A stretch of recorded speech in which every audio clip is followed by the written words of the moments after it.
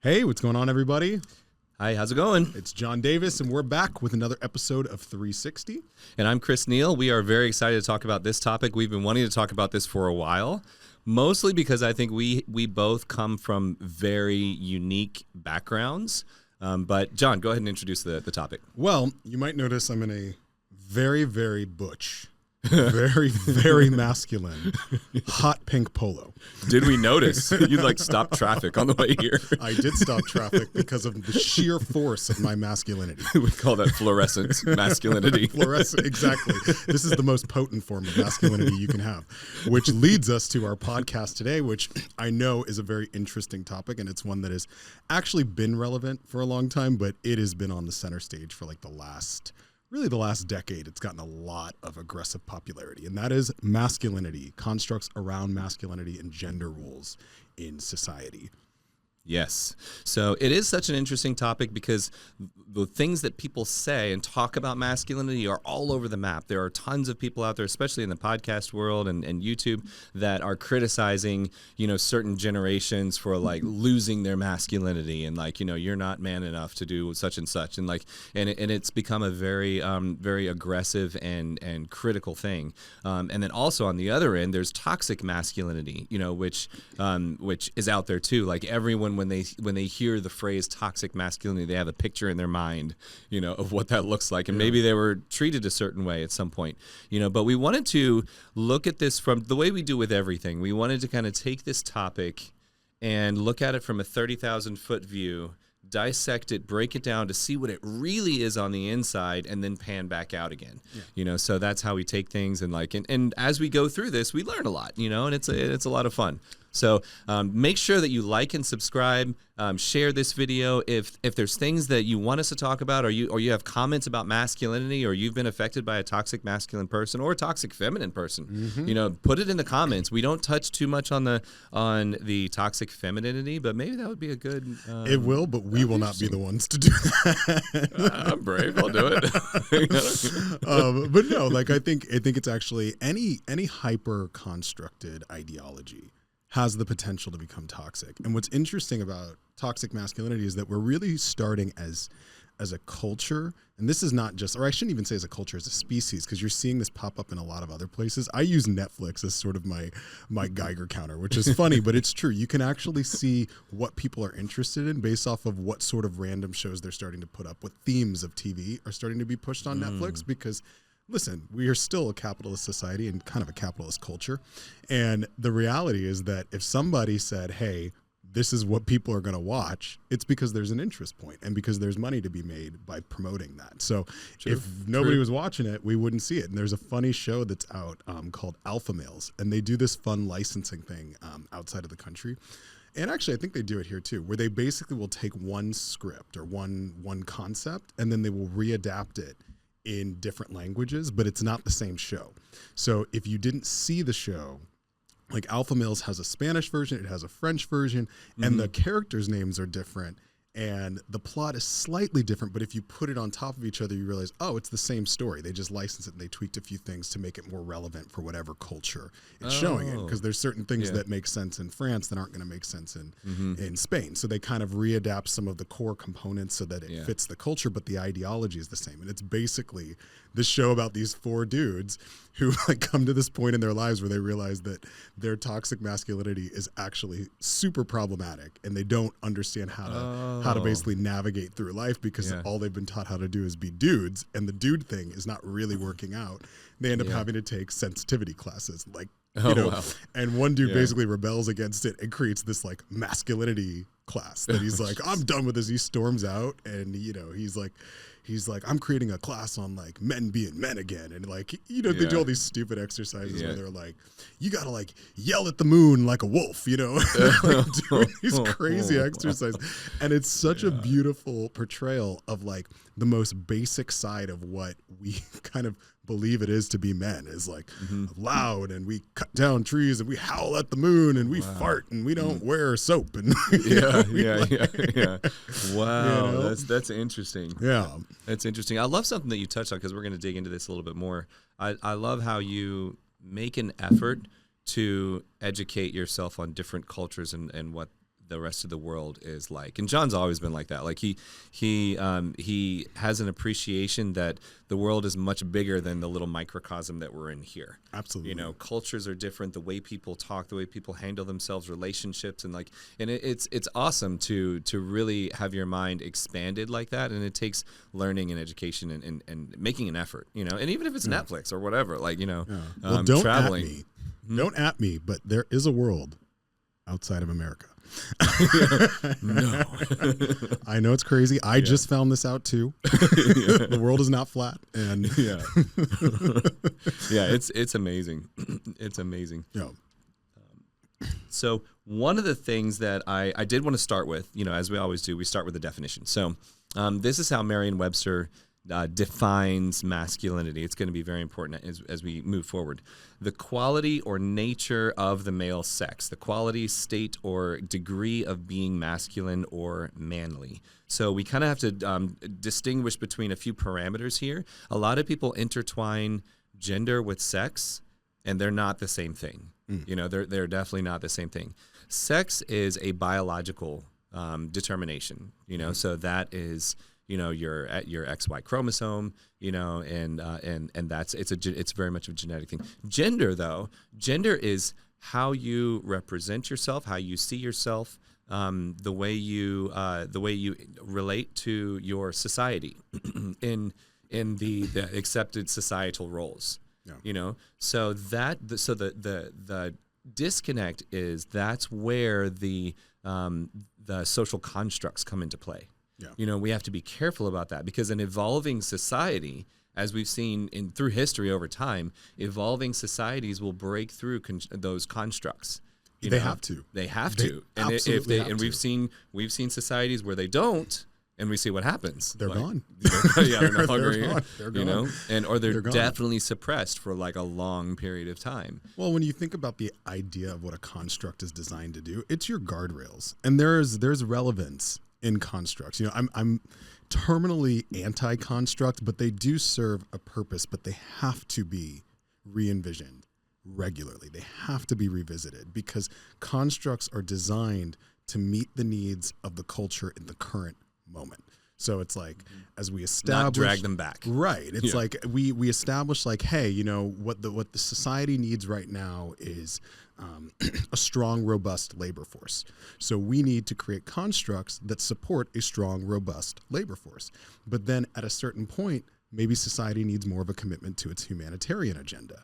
And so our constructs, if we have these rigid ones that are focused over here that we can't say, we got to reevaluate this so that we can support what the species needs at any given moment, at this present moment, then the constructs don't serve us anymore. They actually act as an anchor. Yeah, you know, and they keep us rooted. Here's an interesting example. Like right now, we're in the middle of a transition in the country. You know, we're trying to go more towards technology, you know, and professional type jobs and stuff like that. You know, the need for that blue collar workforce is going down. Like however you think about that, like that's just the trend of where the country's going. Yeah. So as a part of toxic masculinity, one of the things in there is, you know, to be a man, you gotta work with your hands and you gotta like get it down and dirty and everything. And I get that. Like I'm like I love working with my hands and stuff, but just that construct of this is what a man does. We don't work in an office. We work, you know, we drive a truck and we work outside and we do, which is great if you want to do that. But like to set that up as a construct is just going to hinder, you know, the development of the evolution of the country. Like absolutely, it just, you know, absolutely. I mean, and I know we're going to touch on this and go into history a little bit, but it's fascinating how our gender roles. We've been fighting this for quite a while. You know, obviously, most of this in our lifetime, we've seen a huge leap. I don't think people realize how recent the development of women's rights are. You know, it's like we see a lot of different things that have panned out, and we forget. You know, I've always heard that humans' biggest diseases are amnesia. So, that's you know, we forget. We forget. I mean, it was not that long. It's true. It's true. I mean, it was not that long ago that Ruth Bader Ginsburg was you know on the front. This is in our lifetimes. You know, we see this stuff and we forget because we get very accustomed to what we're dealing with at the present. We forget how recently we've been grappling with these constructs and these ideologies. But depending on how you think of it, is that really a development for human history? Like if you look back at other cultures have women in positions of leadership. Well, like we've had that thousands of years ago. Well, we've had. I mean, we're a young country too. People forget that. Well, not just the country. I'm just talking about like the whole world. Like, so the idea of some of these things, like we're like, we're finally getting LGBTQ rights, and like, hey, and it's like, well, hold on, is that really a leap forward? Like, right? When really like the loss of those rights were a massive leap backwards from where we were in the past historically. I agree. I also think what we are doing is we scale and then we reconstruct and then we scale. That's the way it should be. Yeah, like because a lot of what we look at needs wise has to do with the size of the species. Like if you look at our current population, the world is kind of trying to figure out how to support us in terms of our resources because the species is so big and we're just gobbling up everything. Yeah. So that's kind of a different episode. But the reality is that how we look at what these constructs are and how they actually manifest in our culture has a lot to do with the size and the needs of the species based off of the size. So like if you even look at marriage and what marriage was, in the past, it had a lot to do with what was necessary for the average family, what was necessary in terms of what we needed as a culture. Marriage was not like, love marriage is a new thing. Love marriage is a really new. Yeah, we need hands on the farm. We need and like it's funny because we have selective. We know this. We have selective hearing when it comes to our constructs. So I'm like, we remembered the marriage value, but we kind of removed a lot of the meat of why we had marriage as a value. So I'm like, well, you can't rigidly adhere to a construct while removing the purpose of the construct, because then you forget the actual architecture of the construct. And if you forget the architecture, then you don't know what purpose it's serving. Yeah. So anyways, all that to say, is it a leap forward? Yes and no. So all constructs aren't necessarily bad. They could be used, beneficially in some points. But the way things are going now, if the constructs ultimately are hindering people, then they're a bad thing. And then we need to think about ways, just within ourselves, think about ways to break through constructs, and then it prevents you from being your true self. Which you gotta have your little protest, your little construct protest. All right. Funny. I can't believe you wore that. That's awesome. So let's talk a little bit. I wanted to jump into the history a little bit because I just thought this was so fascinating. I never thought about this, but like thousands and thousands of years ago. I mean, we're talking ancient Egypt, 2,000 years before Christ. Like there was a well-accepted third gender. There wasn't just male and female. There was an androgynous gender that people that were either male or female by birth were able to self-determine that they wanted to be androgynous or more masculine or more feminine. And what? Yeah, I know, right? No. This only came around in 2019. That's when they were invented in a basement somewhere. There was science experiment made gone in a wrong. lab. No, but and then also in South Asia and Pakistan, and there's historical evidence of this all around the world, what's interesting about those societies and those cultures is that their society had developed and evolved to a point where it was very well accepted, and it was just a part of their culture, and a lot of those people that self-selected that. I mean, some of them were even like religious leaders or political leaders in their culture, and they would self-castrate. They would castrate themselves to be a part of that group because it was such a high priority. Because in some cases it brought you closer to your God or religion or whatever. But it was just really interesting to know how far back it went. Because we have to go back in order to. If you don't know where you've come from, you don't know where you're going. So my mom would always tell me that. But it's true. I mean, you have to know where you actually came from, not the sort of polished, redone version. But know our real history. Know our history and know our history past our immediate culture. Know our global history. Know our species history. Yeah. That's the key to moving forward. Otherwise, we have little corners of the world where we have little stories, but There's a root. There's a seed story. Let's talk a little bit about our history, because we have a very unique. We each individually have a very unique perspective and our upbringing on, just masculinity in general. Do you want to go first? Yeah, no, go for it. Go okay, for it. You start. So I was mostly raised in Texas and North Carolina, and went to school there and everything. And my hobbies, like I really enjoy, and I'm kind of focusing on the stereotypical like American masculine types of stuff, but I really enjoy like working on cars and working on engines and motorcycles and driving fast and like racing cars. I did some car racing for a while. And I enjoy music. I like lifting weights and athletics and basketball and working on things and working with my hands and stuff, so and firearms. I had a firearm company for a while, so very much into all of that stuff, hunting and everything. I just love it. And I remember growing up like that. We all carried a pocket knife everywhere we went. Oh my god! I remember, on the airplane, like whatever. It was just a thing. Like in North Carolina, like everybody carried a pocket knife. And so.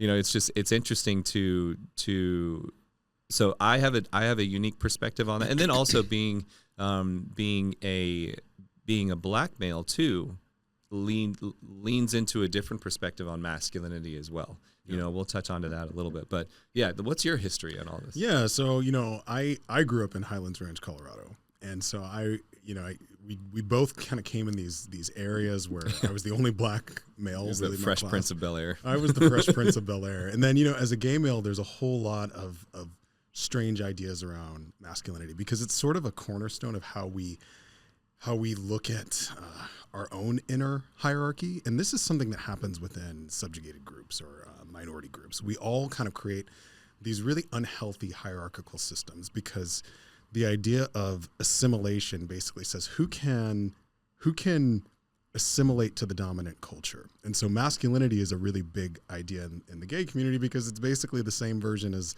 hyperfemininity in the trans community of who can pass in the dominant culture, And so there's this idea that, you're just a dude. You're just a dude. And the weird thing is that that is such an odd, toxic quality, because it does create segmentation, and that is by design. But I was super into sports. I was also really into arts. I was always a singer. I did choir my whole life. I did theater, and I had this dynamic with it, because I was so athletic that I kind of felt like the athleticism allowed for the artistic interest. The boys in my school were horrible. They were goblins.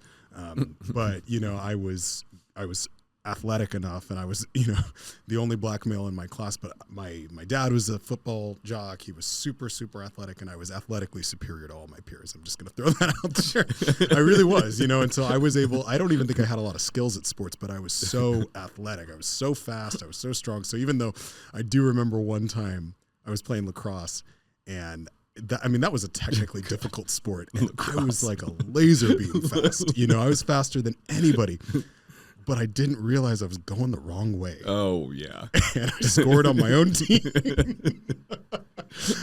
So I lost some dude points that day.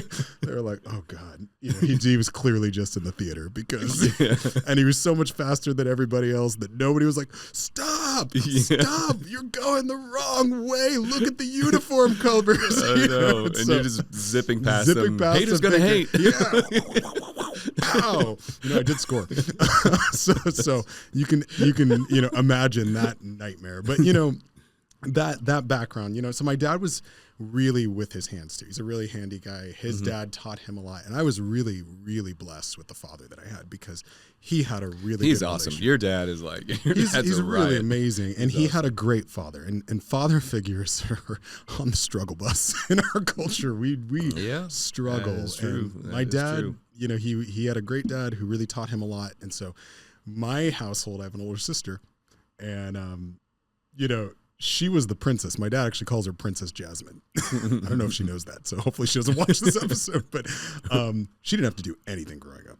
Oh, okay. For me, I would be just trying to have some peace, and he'd be like, "Come here, we're gonna go lay down some grout, and we're gonna redo this. We're gonna do." And so, as an adult, it's funny because my sister gets angry because there's so many things I know how to do because my dad, and I complained about it, but he really believed, he was like, a man needs to be able to do these things. But there was something about the way he was able to communicate that wasn't as toxic as it could have been. Mm-hmm. He really communicated that. So that is a constructive construct. Yeah. You know, that's something that's going to build you up and move you forward and expand on things, you know, so. Yeah.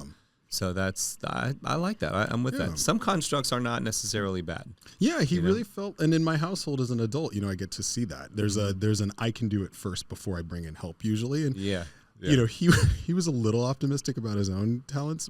I'm not as optimistic, so I know when to call in for help. He didn't, so we've had to redo a lot of projects that he was like, we can redo the roof, and then 3 days later the roof is in the middle of the kitchen floor. So, that happens. You know, I do know when to call in the GC, but you know, it's long story short, you know, my background with masculinity was really not only how I identified within my subgroup, but you know, my interest between the creative, artistic, more sensitive, intuitive side, and you know, the side that did learn, you know, some healthy ideas about masculine constructs from my father, because I was blessed enough to have a dad who, despite my sexual orientation, continued to kind of say, I don't really care about that. Yeah. I just want you to learn what I have to pass on. So my mom, you know, gay men tend to develop the artistic, sensitive, intuitive side more because they're closer with their mothers. I'm really close with both my mom and my father, so I got to get a pretty rounded, healthy view of how to develop both sides of art, because we all have both. That's what most people forget is you're supposed to exhibit qualities, both your feminine qualities and your masculine. That's balance. That's what it is to be a balanced human. And I know that in this episode we're going to kind of go through what some of those traits and stuff are associated with feminine qualities, masculine qualities, and we can kind of unplug why people think, well, you know, I'm a man, so I only have masculine qualities. And it's like, well, no, you have both, you know? Yeah. Like if you look at our deities historically, the deities are usually in the middle, despite the fact that we've completely erased that and said God is, you know, this or whatever. But if we look at how our energies are constructed, they're always a balance of both. Oh, absolutely. You know, or if you can be basic. Not to be rude, but you can be basic and just be on one side. And well, you miss out. You miss out on a lot. But I love how your upbringing and everything was. Your dad especially was able to completely separate sexuality from manhood. You know, and because in reality it is separate. Yeah. You know, and if you listen to like, you know, toxic masculinity, you know, advertising people, like they tend to lump everything together, you know, in a very like condescending and attacking kind of way. Yeah. You know, when really, and that's part of the purpose of going through this is to really like tease out what's the actual issue, like what is this, and then build on it and learn something, you know, as we go along. So absolutely. So that's great. I love that. Yeah. I love that. Let's see. We talked about the history a little bit. We talked about our history. Another thing that happened in history, in more recent history in America, is something that it was a movement. It was called social constructivism and constructionism, excuse me. And it was introduced by two sociologists in 1966, Peter Berger and Thomas Luckman. And I really thought that this was interesting. So let's kind of recall the time frame. It's 1966. It's right in the middle of like the whole hippie area, very like artistic and free, open mind, type of era. Yeah. So this theory disagrees with the view that certain traits or categories are inherently fixed. So if your sex is XY chromosome male, then you have to have these traits and you have to have these characteristics. Right. So they disagree with that. And it basically says that these traits and categories are shaped by social and historical factors. So things that are happening in your life, and your experiences, and then, history and what's taught to you and everything. And social constructs might be so ingrained that they feel natural, but they're really not. No. Like they're actually taught to you. Instead, they are an invention of a given society and thus do not accurately reflect reality. Well, think about what a construct does. If it was natural, you wouldn't need a construct. You don't need a construct to drink water. Like you know that's a natural function. Some of us do. Or to breathe. Like these are the things that are natural. So constructs are things that we wouldn't necessarily naturally do, but we need to do when we're collaborating as a culture to get to a cultural goal. You know, it's like, hey, we wouldn't necessarily naturally do it. These things are slowly bled into our society, I think. Like with little phrases. With guys do it with little phrases. Like, well, you want to be a man, right? Mm-hmm. You know, like that, like things like that, like little things that we put in when there's ways, and that's part of the point, is that there's ways to keep the constructive characteristics of what we see as manhood in our society, you know, and not degrade the evolution of us and the being, you know. One of the ones that I have to be careful of because my dad says it, but when I was having one drama fest, because I did not have a lot of them because my dad doesn't have a lot of patience for drama fest, although he was surprisingly okay with sentimentality, but just like as long as there was action with it, not just like in your feels for no reason. What are you going to do with them? But he would say, nut up. And so sometimes when I get angry, I still hear myself saying, like, man, just nut up. Deal with it. I've never heard that. But your dad has come up with some one-liners that I've never heard of before. Yeah. So, you know, it was like the next iteration of lace up by your bootstraps. Just nut up and do it. So now I'm just like, whatever things are getting too drama or people are throwing a lot, I'm just nut up and do it. Yeah. But that's another characteristic of manhood that people think of, you know, which is great. I think that's awesome. So I wanted to touch on real quick the 3 key points of social constructionism. Number 1, knowledge is socially constructed. So knowledge, and we're talking about in a sociology standpoint. So like not necessarily all sciences, but knowledge comes from human relationships.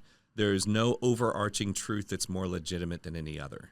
So I thought about that when you were talking about the Netflix thing and how like you watch Netflix so that you could see how they tell the same story in France. Yeah. You know, and because the truth in France, if we want to call it that, is not any better or worse than the truth in America. Yeah. It's just interesting and it expands your mind. And you're like, oh, they say it a little differently. Oh, okay, it played out a little differently.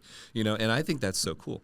And the more we can do things like that and reach for that, you know, and that expansion of your mind is evolution. It's essential. You know, yeah. It's really interesting. Like I think, you know, my partner's from Quebec, and so there's a lot of subtlety that we learn when we actually realize that we each have a cultural identity that is rooted in whatever that culture's, you know, personal journey was.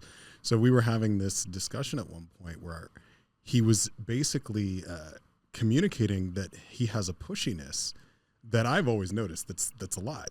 I don't get it because as a black male, we can't be pushy. We can't be the angry black man. We have to be very agreeable. We've got to be able to communicate assertively, but we really have to be cautious of walking that line. In that professional sense, yeah. In that because the second you get too emphatic, it's angry black man. Yeah. You know, so we have to. But he is the opposite. He's very pushy and da-da-da.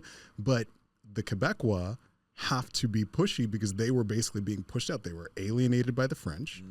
And the English side of Canada doesn't really want. So they constantly are they are forceful in asserting that they are present. That they belong. And so it took years for me to figure out why this dude was like this until he explained that because, you know, you don't know. And then I learned a little more of the history of Quebec. And so learning about other cultures and how they get to where they are gives you tools to be able to navigate. Gives you tools to navigate your daily life and gives you tools to navigate, you know, the world. And so especially with gender and how we look at how that shows up and our constructs around masculinity, go look at what masculinity is in Latin America. Oh yeah. The machismo. Go look at masculinity in France, where we call all of them metrosexual, but if they're either metrosexual or European. That's what people say. Well, he's either European or he's metro. So their constructs around masculinity are so vibrantly different. You know, they're allowed to care for their aesthetic. They're allowed to care about their hair, their look. In America, and in Europe, get your hair straightener. There's what people say. There's a lot of cultures in America not in Europe where it's a thing. It's a daily thing where guys get together in a group and they sit down and drink tea and gossip and stuff, and like they greet each other with a kiss and everything, and like, you know, and if that happened over here, just in the general sense with heterosexual men and they would immediately attach that to their masculinity. Yeah. You know, oh, what are they doing? They're not real men or something like that. You know, and it's like that has nothing to do with like but that's it's all, and their truth isn't any better or worse than ours. Yeah. And I don't want to deviate because I know that but I do want to pinpoint one thing, which is I think one of the most toxic ideologies around masculinity. Boys don't cry. That is one of the idea that we are not allowed to emote or to have emotions or to have sensitivities is one of the most toxic cornerstones of masculinity. And it creates so many ricocheting problems in culture, because when you have people in power and people that you know, we still have a very male driven world. And, you know, I know that we kind of call it out on some of these people, but we always say, oh, here's another one with daddy issues. You know, like we see these men that don't know how to say, okay, I'm hurt and I'm allowed to hurt, but I have to separate that from what I need to do today. There's a reason behind that, though. There's a reason for that, because unfortunately, a lot of people, when they think about masculinity or what it means to be a man, their simple definition is masculinity is anything but being feminine. It's not it's non-feminine. Yeah. You know, so then the stereotypical idea of a female is emotional. Yep. Right. So if I'm a man, if I have an XY chromosome, then I have to be anti-emotion. You know, sharing, being able to communicate. If I'm a man, we don't talk that much. Yeah. No, like I can't do that. Well, because then I'm definitely not a man.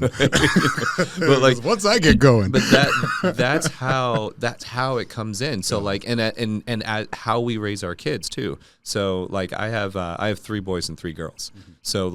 So how we raise our girls and how we raise our boys, like if one of them gets hurt or they have an obstacle or something they're trying, or a situation, then, you know, the girls, you sit down and you talk with them and they want to talk with you, you know, and it's a very emotional thing. And, you know, with the boys, it's like, well, you know, you just brush yourself off. Yep. You know, there's nothing to talk about. Nut up. Like, you know, just get your stuff together. Like, you know, wipe your face and let's go, you know, and they go straight to action, but they intentionally cut off, you know, any type of conversation or sharing of feelings or emotions or anything. So what that leads to, though, that leads to little boys that develop this anxiety because they have this pent up emotion and energy inside they don't know what to do with. They've never been taught how to work through things, how to talk through things. So they become adults, you know, that have the same issues and the same anxiety. And a lot of psychologists and psychiatrists, they believe that is the reason why so many men have such a higher level of suicide and higher levels of violence than, it's not the testosterone. They think it's the way that we are brought up in this social construct of very fixed, like you have to be a locked box when it comes to your emotions, you know? Well, the irony in all of that is that you will be more emotional by avoiding emotions. You know, like you and I have talked about this quite a bit because, you know, I'm a very emotional person, although most people don't know that because, you know, I, for the most part, come across very stoic. But that's because I've learned that you can acknowledge your emotions and you don't need to lock them or suppress them. You can acknowledge them, but you can also make sure that you leave room for action without using that action to discredit what you're feeling. To say, okay, I'm feeling anxious, or I'm feeling sad, or I'm feeling rejected, or I'm feeling these things. And, you know, I start with an investigation of, okay, is there validity behind that? Because emotions, I really say, they're like the weather. You know, sometimes there's a cause, but a lot of times, like, you might just have a current. Some days we're around people, around different energies, and we can get very, very sensitive and anxious. And so sometimes you got to say, okay, well, there might not be a cause for this, so I just got to wait it out, or I got to go take a jog, or I got to go take a walk. But see, you're a very organized emotional person. Now. You know, yeah, and that's the So, and that takes development, that takes tools, that takes expanding your mind, that takes, really thinking about this seriously the same way you would think about any other part of your health. Yeah. Okay, like if I really want to be healthy, then I got to make sure I get some cardio in, some strength training, make sure I get my protein, my water, and then and do it at certain times and everything. So like that's how you break that down for you, and that takes a lot of development. Yeah, because if this clip goes big enough, I guarantee you there's some people be like, "Oh no, he don't got that under control." I remember him. He was crazy. He broke my door. That's funny. I'll delete those comments too. I will go right down and watch me handle these emotions. Delete. That's awesome. Yeah, but like that. Yeah. So all of this takes development and working on, and it really does help. A couple other things in the 3 key points of social constructivism. Language obviously can be a constraint, to understanding how the rest of the world works. But now with Netflix, they have like closed captions on the bottom, so I love that. You can watch in French, Spanish. Yeah, it's really cool. Japanese. Knowledge, and the third one is knowledge construction is politically driven. People in a community accept and sustain the community's understanding of particular truths, values, and realities, then accept and built upon by the political power or discouraged. The accepted beliefs become the new social reality. Mm-hmm. So just like how you were saying, like some of these social constructs are of manhood are developed by the political or religious power of the time, and they're there for a reason. And we talk about that in some of the other episodes. When we had our sex episode, we were talking about how the social constructs of different cultures over history, like intentionally were suppressing people's sexuality, and how it just became really destructive. So same thing here. I think it slows down evolution in the way I see it. Yeah. Well, you've got this massive group of people that you have to lead, and I think on the one hand, we can sort of understand how we got here, but it is lazy. There's this idea that it's like, okay, I can explain why we need to collaborate. I can explain why we need to sacrifice for the greater good, or I can just tell you that God wants you to do it, because I can't, I've got to communicate this message to, a million people, and I don't have enough teachers to answer all their questions. So I'm just going to make it simple and just say, have faith. And I don't mean to, again, don't at me, it's not an attack on religion, but we do this with our political ideology as well. And it's, like I said, we can kind of understand how we got here. We got a big species, a lot of people, but there is a serious underestimating of the capability of people to understand what needs to be done for us to go and cohabitate this place. And if you are able to communicate effectively that it's not necessarily going to be comfortable for all of us, but there's things we have to compromise on for the greater good, then we're able to understand, hey, yeah, I got to do it. But when we make it moral and we make it a construct that's based on an ideology that we just chose not to explain, then we have to not only force feed it to people, and we have to keep that fire going, but we really are batting on people not asking too many questions. And when they ask questions, we got to push back even harder and be like, oh, no, you can't be.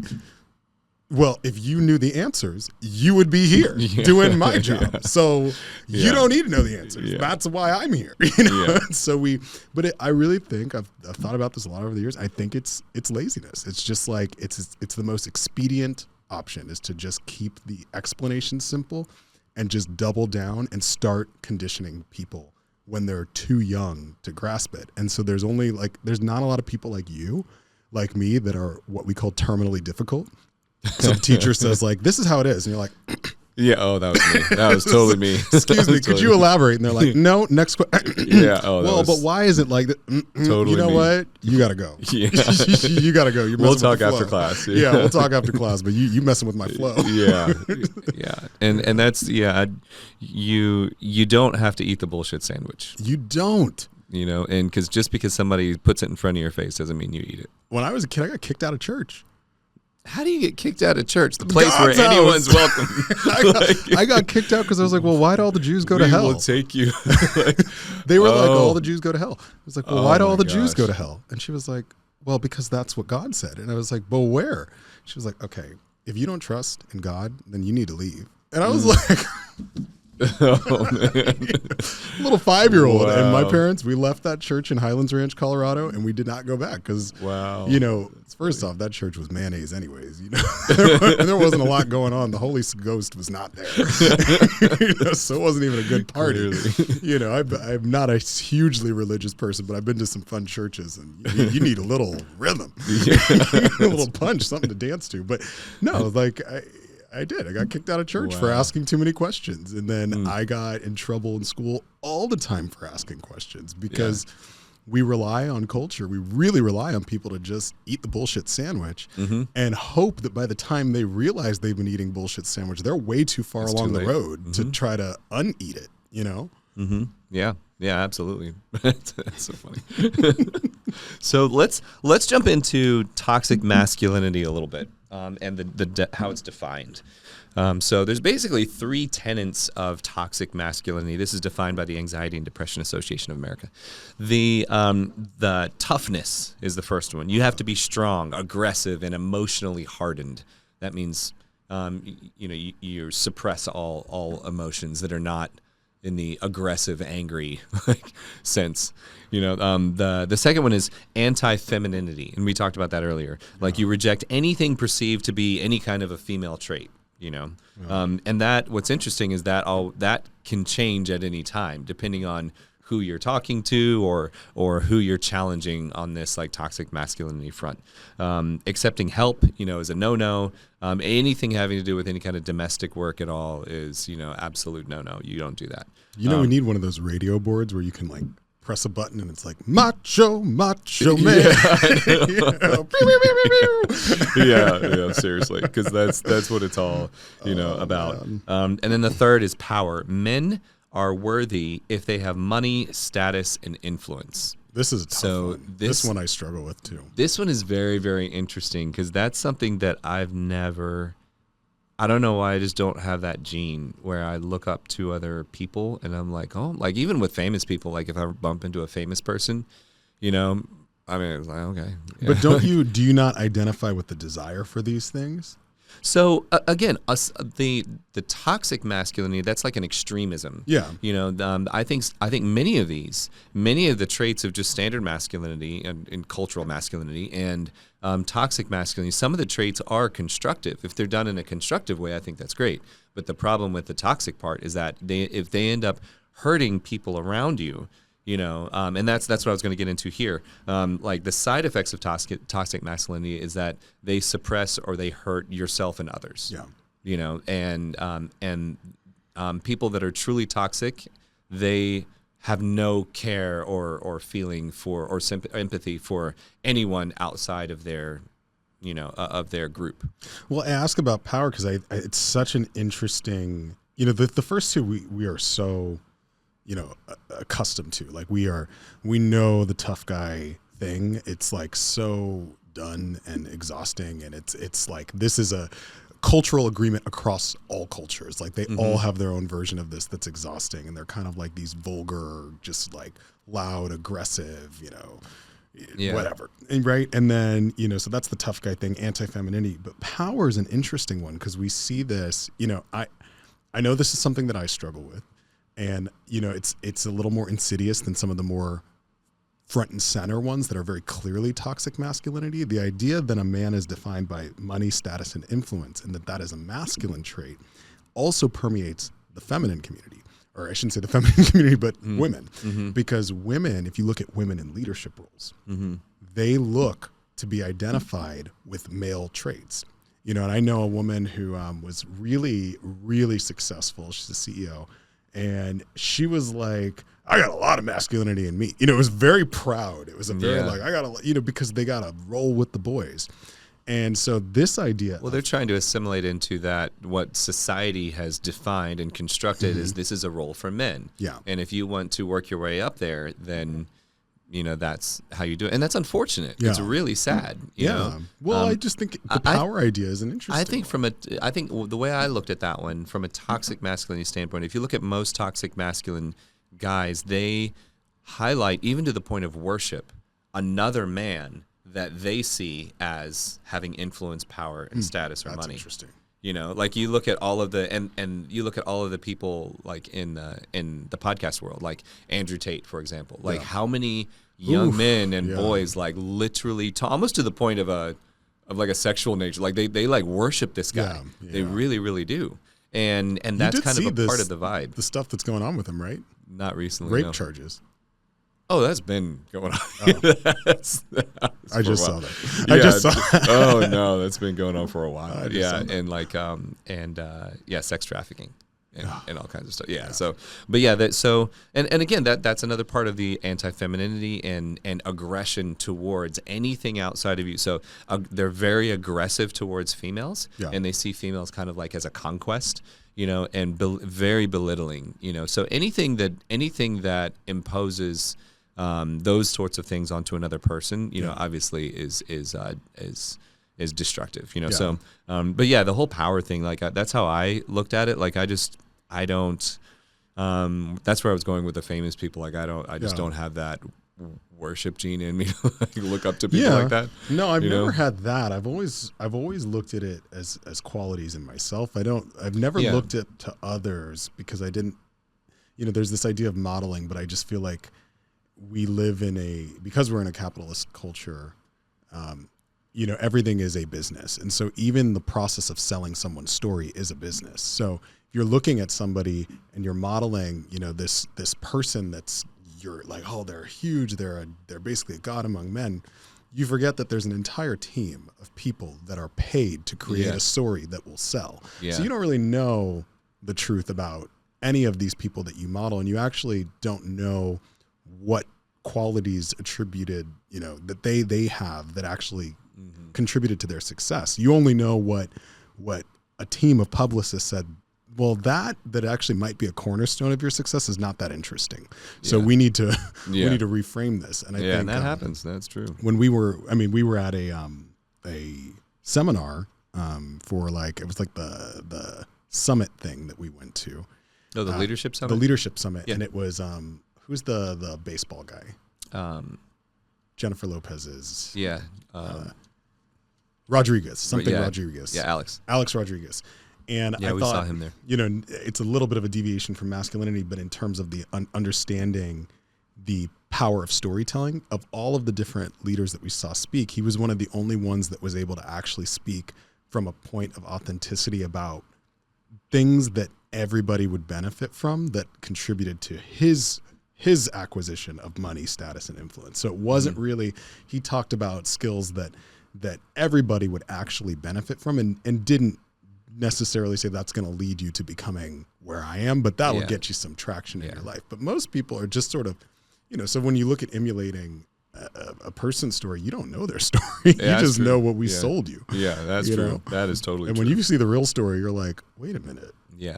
You know? But that's also part of the purpose behind expanding your idea and your thought process on all this, because if you don't, how can you frame yourself for the future, you know, because all we really have to go off of is just whatever society has already constructed, you know, and that's not always going to lead us to the best place. So let's jump to different traits. We're going to talk about some stereotypical masculine traits, some stereotypical feminine traits. If you guys want to add some of these traits into the comment section, that would be great. Remember, if you like this type of content, please like and subscribe. But let's jump into some traits. And you know what? Maybe we won't tell if these are typically masculine traits or feminine traits. I like and just say, I like that. You know, do you think this would be good for any man to embody or have? Or would it be a positive thing? I like a good that. thing. I love a game. Yeah. So discipline. Well, I mean, I think everybody benefits from discipline. Okay. So that would be good for a guy.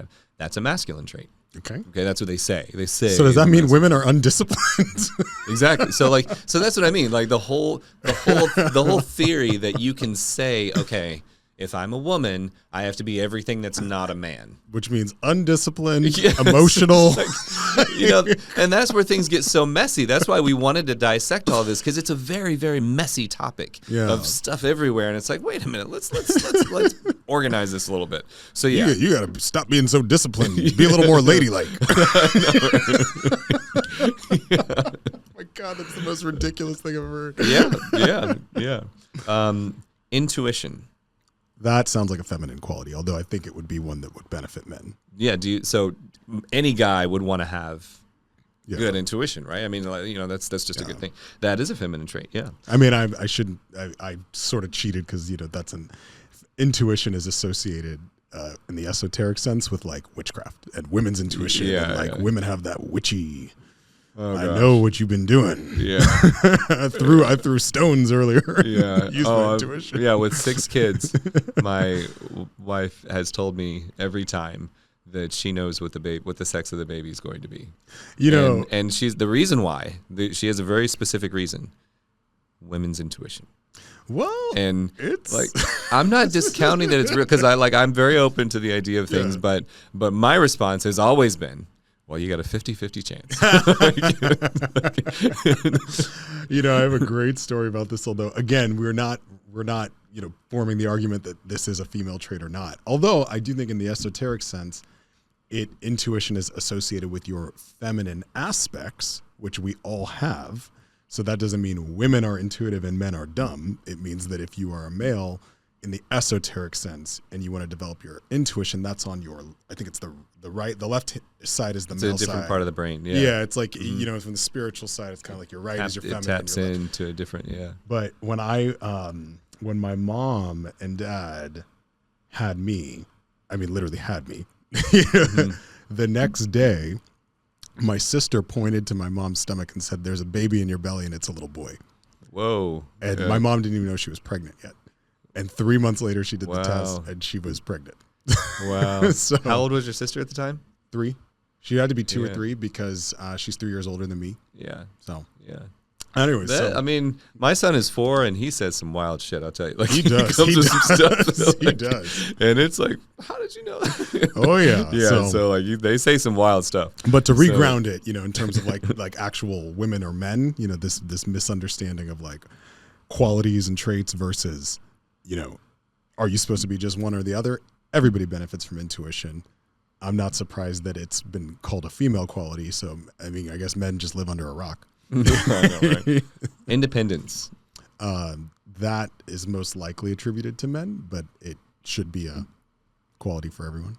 Yeah, no, I agree with that. But that one's interesting too because it's like, have you ever like if you could walk in the steps of like a really good stay-at-home mom and all the things that they have to do, just like if you go back to like the old-fashioned 1950s style, like very old school, husband goes to work, wife stays at home, with the kids and the baby and the cooking and the housework and doing the stuff all the like that is independence, like to be self-motivated enough to do that. Like I wouldn't be able to do it. I gotta tell you, I didn't. I mean, now we've got the company, but like before I did the house stuff.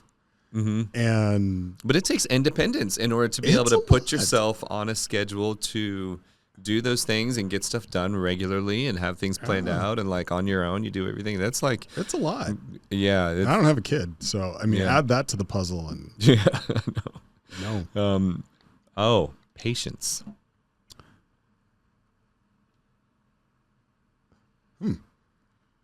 See, I got to turn my cheat sheet over. Is that a male quality or a trait associated with men? Neither. I don't think it's. I was going to say because I was like everybody could use that because I don't know either gender to be very patient. Yeah, supposedly that's a feminine trait. Yeah. We're gonna have to edit out that reaction. Yeah. Hey, well, I think we can all benefit from that. Who wrote that? Hey, yeah. Could you cite sources, please? Yeah. This looks like some Wikipedia. I'm calling BS. Oh man. Although if you look at the stuff that men have done over the last 100 years, you could say that women are pretty patient. Yeah, that's true. That's true. So assertiveness. Male. Yeah, male. But it is something that, in a healthy sense, is a good thing to have. Yeah. So I teach that to my girls. That hey, it's good to be assertive. It's so good important. to you have to go out and look out for yourself because if you don't, nobody else will. Yeah. You know, and assertiveness is. Yeah. So here I am. Does that mean that I'm teaching my girls how to be masculine? I'm teaching my girls how to be men. I'm like, you know, no, it's just like these are just traits that any good human being should want to have, like nurturing. Mm-hmm. Okay. Of course. Feminine. Yeah. Feminine. But Lord knows we need that. We need more men to develop that. We need men to be more nurturing to their sons. We need more men to be nurturing. Yeah. We desperately need that. To nurture yourself. Oh, that's true. I mean, like, yes, you're people, but I mean, take care of yourself, nurture yourself. Yeah. Yeah. And so with like my 4-year-old, one of the things that I do, like that he knows if he gets in trouble or there's a situation or he's really emotional, he's crying, like, you know, it's like your dad in a lot of senses. It's like, okay, where's the action? We're going to put some action behind it. And we sit down and we have a meeting. Yeah. So we have a business meeting. So we'll go to a certain chair, you know, and we'll shake hands, and he's following his face out, you know, and we shake hands. We're like, this is our business meeting, man-to-man talk, you know, and that's what we say. Yeah. And we sit down, and he'll tell me about what's going on as best as he can, you know, and then I'll describe, you know, how he feels, or we'll talk about how he feels and go through everything. And at the end, you know, I ask him, or he'll ask me, he said, Daddy, can I have a hug? Mm-hmm. And, you know, I give him a hug and we hold each other for a second. And then I tell him, like, okay, you know, after the hug, then we talked about everything. We worked through everything. Now we got to move on. Now we got to move forward. You know, so we can't, like, I can't abandon, you know, the whole sensitive emotional side of him too, because he's, you know, he's growing with his feelings and with his emotions and everything. And, you know, and then he'll take those same things, you know, to his mom. Like when his mom is frustrated or, you know, has an issue about something, he'll walk up to her and he's just like, Mommy, we need to have a business meeting. We need to have a business meeting. Girl, we need a business meeting. She's like, call the board. Mom, just breathe and relax. Everything's going to be okay. We need to move on. I'm sure that goes well.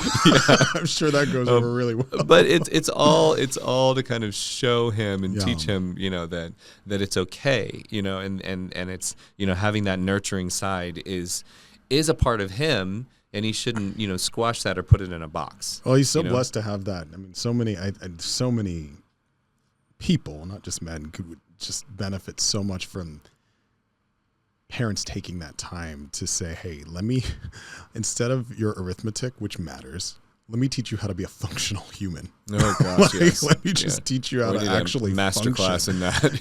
Like, because I mean, you would not believe the number of straight A's kids that are barely functional as adults. I look at you, I'm like, how do you even make it through the morning?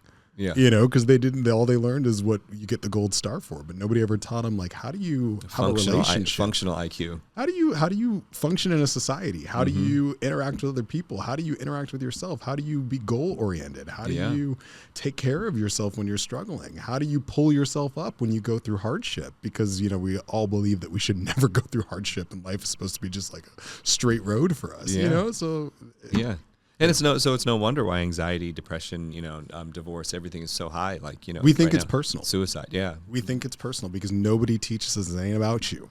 Yeah, but you got to learn. You know, one of my best friends told me it's not your fault, but it is your problem.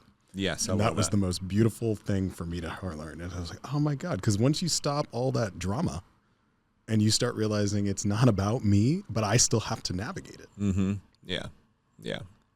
So totally agree. So we'll zip through the rest of some of these traits here. Decisiveness. Male.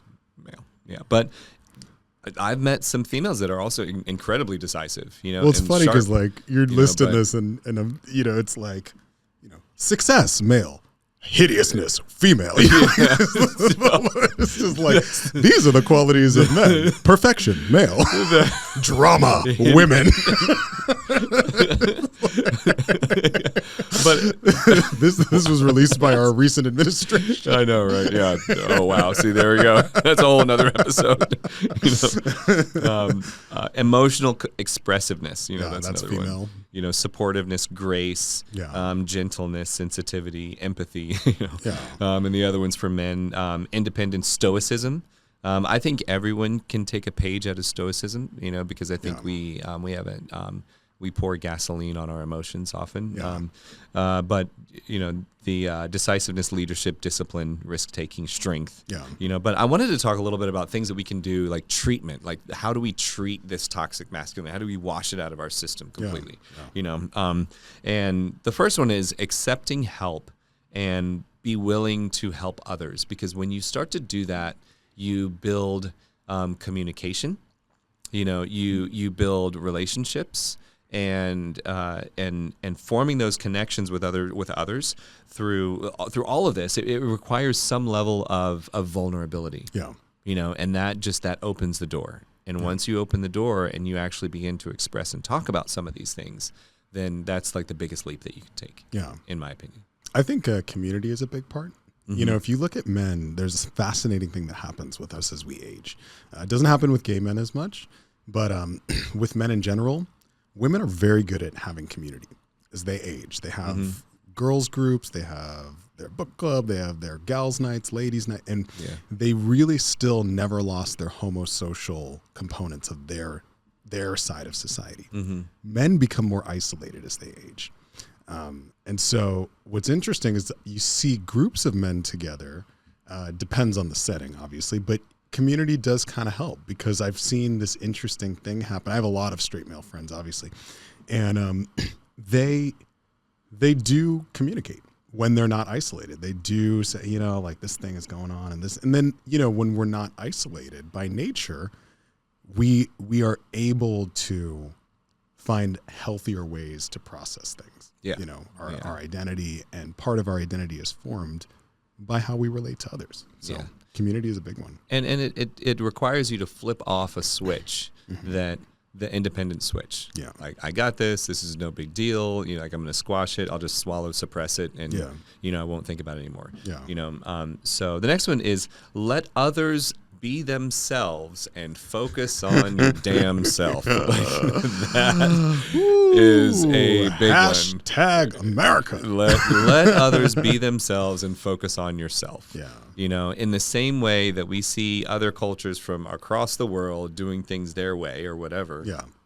And nobody gets all up in arms because of, how they dance in like Kenya, or like it's over there, or how things were like thousands of years ago. Like, it's all a mixture of our society and or not society, but our humanity. Yeah. Like, it's all the colors of humanity. So you can't fight that. You can't change that. You can't stop it. You can't, like, it is what it is. And just be yourself. It has nothing to do with you. It's so funny, because there was a clip. I'm not a huge Elizabeth Warren fan, but there was a clip that I saw of her last night, and it's old, but it was so funny. She said, there was a person who asked her a question. She said, Elizabeth, how would you respond to somebody who says, my faith says that marriage is between one man and one woman? And she said, well, I tell him, I'm assuming that's a man who asked it, and I say, well, then just marry one woman. I'm cool with that. That's perfect. That is perfect. And I loved that response. That is great. I thought that was so awesome. She said, okay, well, then just marry one woman. That's great. That's great. I like, that is amazing. She was salty. She said, if you can find one. She had to leave that in after the math. That's funny. That's fine. That's awesome. You need the little glasses that come down. Yeah. That's good.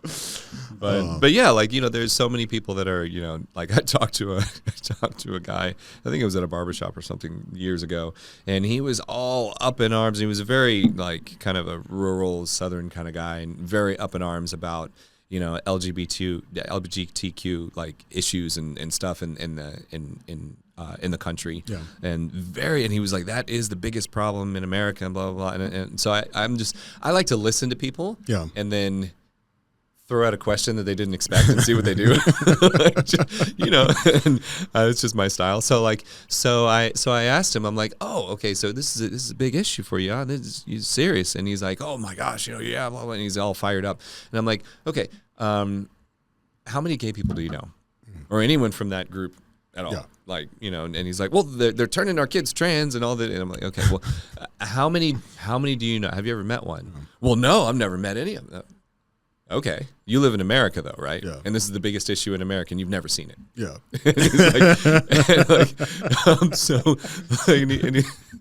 So it just declined from there, and then he eventually just walked off. But I think if if we focus on ourselves and we put the energy into our own introspection, like that's where the most amount of benefit comes from. Yeah. And like you said, travel or learn other things, or like open yourselves up to expanding your mind and stuff. It doesn't have anything to do with your own masculinity at all. It just opens up your own perspective on things. Listen, I'm going to just drop some heat here. Okay. Cohabitate. Don't assimilate. Cohabitate, don't assimilate. Bam. Okay. Let me tell you what I mean by that. Okay. There is an idea that in order to cohabitate a space, we need to adapt all of the traits of whoever is the dominant, group within that space. Mm-hmm. That's not necessary. We don't all need to agree. We don't all need to do the same things. We don't all need to dress the same way. We don't all need to have the same beliefs. We can keep all of the unique qualities of our own cultural heritage while still cohabitating a space. And we can be enriched by the different histories that other people have, but it's not a threat to our own belief systems. So if somebody else has a belief system that is not the same as yours, it's not a threat to yours unless you're insecure in your own belief system. And if you are insecure in your own belief system, that is a you problem. Yes. That is not a they problem. That is a you problem. Mm-hmm. And that's the difference between being destructive and being constructive. Yeah. Is it that decision right there? Nobody said you have to agree with different religions. Nobody said you have to agree with LGBT, but guess what? We are all here on this rock. Yeah. So get over it. Yeah. And each, you don't have to have them at your birthday party. Yeah. Don't invite them to your birthday party. Yeah. Each society and group, but then as you open up, and still, if you have the viewpoint of, what, I don't know anything about this group of people or whatever, I'm going to go meet someone. I'm going to talk to someone. Yeah. If I see somebody at a store, I might ask him something, try and be respectful, obviously. Yeah. But and doing that will begin to open up your mind. If you're sincere about it, it shows. Yeah. And I was going to just touch on real quick because we don't have enough time to go through all of it, but each group and society kind of has their own set of problems too, So just in regards to this, like I watched a great Instagram. It was basically an ad that this guy was putting out, and he has set himself up to be that very stereotypical masculine guy, and he's putting out an ad for a spouse. Yeah. And he's like, I'm sick and tired of this. Like, I need another spouse. He was like, this is the way it's gonna work. I'm looking for another man to come in, and we can get married so we can get the tax benefit, and we can, I don't care if you buy a boat. Hell, we'll share the boat. You can bring as many girls home as you want, because I'm going to bring girls home, and you're not going to hear any noise or argument from me. I'm going to give you a high five and go to the other room. I'm going to buy a motorcycle. Shoot, we can go motorcycling together. That's so funny. So he goes through the whole thing, and he's like, if anyone would like to apply, by all means come and find me. Oh my God, that's so awesome. I thought it was great. That's and it's so like, awesome. Yeah, it's great because but as we go along, and I've learned this just because I have my heterosexual little sphere or whatever, and I'm learning a lot about about your sphere and how things work, and how there's so many similarities. There are some differences, but I think it's just interesting. Well, I've always been a believer, and I think everybody needs this. This actually has always, since we're talking about your self-ideology and your masculinity, for me, having a wider range of people around me has always benefited my sense of masculinity, my independence, my sense of groundedness as a man has come a lot from being like, I'm not so weak. I am not so fragile that I can only be surrounded by people that think and speak like me. The echo chamber, yeah. I need, actually, for the strength to develop in me, for the intelligence to develop in me, for the cultural awareness, I need people that don't think at all like me. Different people, yeah. And what I found is that, on the highest levels of that, we think this is just pure, Clash of the Titans. It's generally not. Most people that think and walk different roads of lives are actually very interested. When you are kind of having a normal conversation with them, and you're not having an inflammatory conversation that's shock value, that's like, I'm going to come in my halter top and I'm here and you are going to know me. Boom, boom. And it's just like, I'm a person living, you're a person living. And we see that there's so much that we have that is similar in our day-to-day lives, but our core ideologies are different. It's really interesting. It's really interesting to see how people navigate their lives walking through the same planet, seeing a completely different world. How can you not find that fascinating? Yeah, but that's evolution. Like in my mind, I call that cultural evolution of the individual. I think that's so key, and it starts with having that around you, like you said. That's awesome. Other things that we can do. So focus on yourself. We talked about that. Exhibit. It's worth repeating. Yeah. Practice exhibiting a range of emotions. Yeah. Just amongst yourself and with others around you, and feel okay about that. Of just expressing. If you're upset, express it, and control it. And then if you feel sad, then express it, and be able to open up. And as you work with others around, especially kids, like having kids and things, like teach them that it's okay.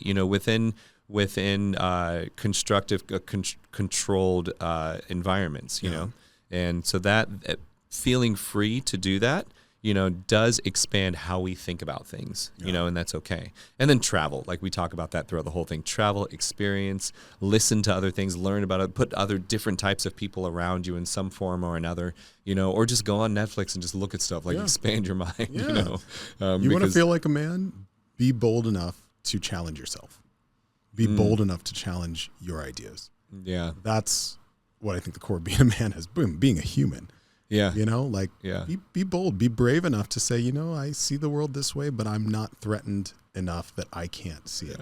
We went to the grocery store, just Declan and I, my 4-year-old. We went to the grocery store and he saw a guy walking by in a kilt. And he said, "Daddy, that guy's wearing a skirt."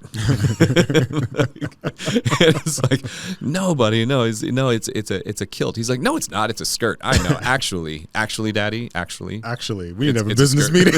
We need to have a business meeting. It's like, Declan, okay, here, we're going to settle this. So we walk up to the gentleman. We walk up to him, and it turns out he's from Ireland. So I'm 29% Irish. So Declan is an Irish name. We talk about that and how he's from, the same country, and how this is what the men wear over there, and how and this guy actually makes them professionally. That's his business. He makes kilts and stuff. So we shook hands and everything, and we walked away from that with an expanded view of the world. And now he doesn't just see, oh, that guy's wearing a skirt. It's like, okay, this is what men do out there. Yeah. And I think some semblance of that in our everyday lives is just really key. Awesome. So. Well, I love this topic. We could go on for hours, honestly, because I think this is something that's so key, and it causes, everything with our podcast is about identifying things that cause suffering and talking about them from different angles that can be functionally more constructive in your day to day. So I hope you guys enjoyed masculinity. Next week, femininity. No, I'm kidding.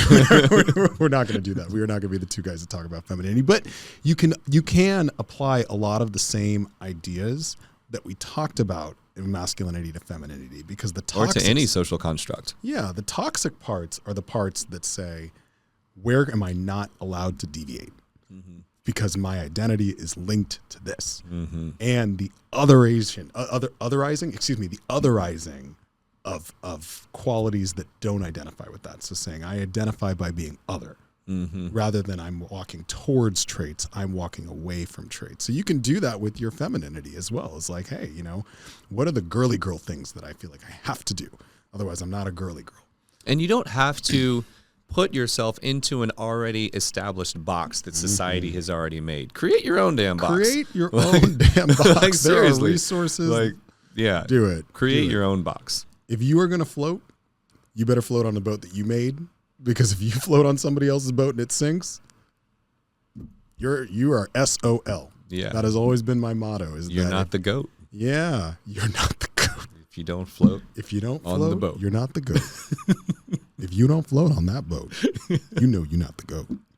Words of wisdom. If there's only one takeaway from this whole podcast, it's that. Oh, well, thank you guys so much. DJ John Davis. Thank you guys. We always have a blast. Please like and subscribe. If you have any comments and you want to talk, hit us up, in the comments. Awesome. Looking forward to the next one, guys. And like Chris said, like and subscribe, and we will see you back here next week. Stay healthy.